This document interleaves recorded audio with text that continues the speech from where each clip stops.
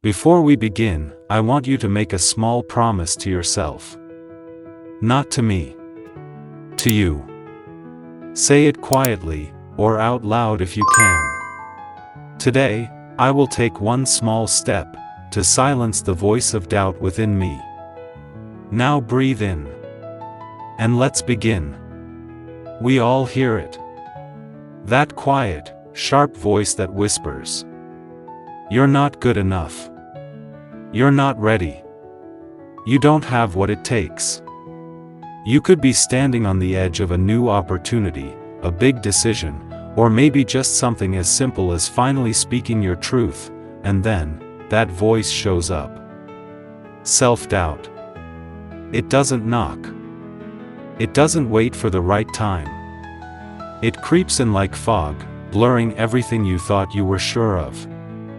We've all been there, the job we didn't apply for, the dream we didn't chase, the words we didn't say, not because we weren't capable, but because we doubted ourselves. Let me tell you a quick story. A story about a young woman named Madeline. Madeline is smart, talented, creative. Her friends saw it. Her family saw it. Even strangers saw it. But Madeline? She didn't.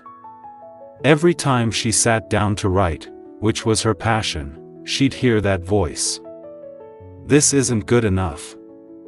People will laugh at you. Who do you think you are?" So she stopped.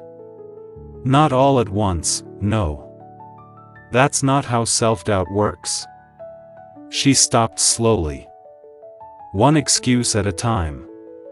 One unfinished draft at a time. Until one day she said something aloud that broke her. "Maybe I'm just not meant for this." That moment, that sentence, it felt final. But something unexpected happened. One of her old college friends messaged her out of the blue. He said, "Hey, I came across that poem you posted years ago. I still think about it. It got me through a tough time." She was stunned. That one poem, the one she had nearly deleted a dozen times, mattered to someone. And in that moment, she realized something powerful. Self-doubt doesn't mean you're not ready. It means you're human. And being human means you'll feel fear. You'll feel unworthy. But it doesn't mean you are. Madeline picked up her pen again. She wrote, afraid. She published, afraid.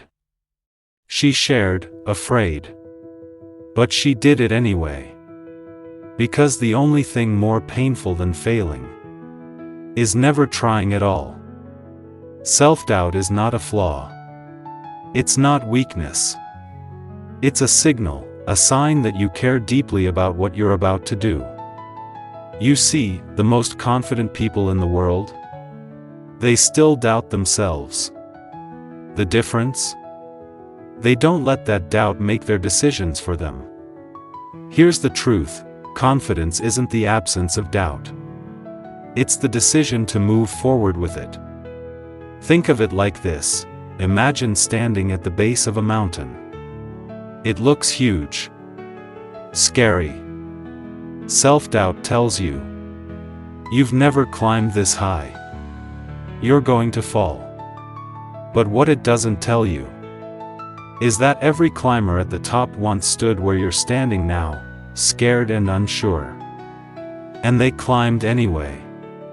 So ask yourself, what have you been putting off because of self-doubt? What dream sits on your shelf collecting dust?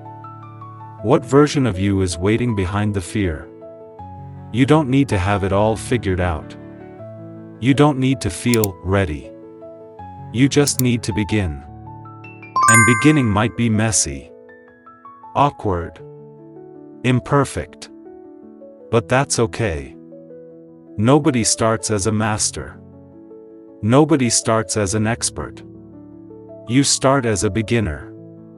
You start where you are, with what you have. And most importantly, you start despite the doubt. Here's something I've learned. The more you show up, the quieter that voice of doubt becomes. Not because it goes away, but because you get stronger. Every time you act in the face of self-doubt, you build something powerful, self-trust. And self-trust is what carries you through when motivation fades, when fear returns, when things get hard. So next time you hear that voice, "You can't do this," respond with this: "Maybe I can't, yet. But I'm going to try anyway."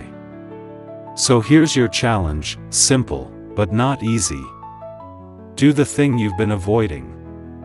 Send the email. Write the post. Apply for the job. Start the project. Do it with the fear. Do it with the doubt. But do it anyway. Because you are so much more than that voice in your head. And every step you take in defiance of it, you become closer to the person you were meant to be.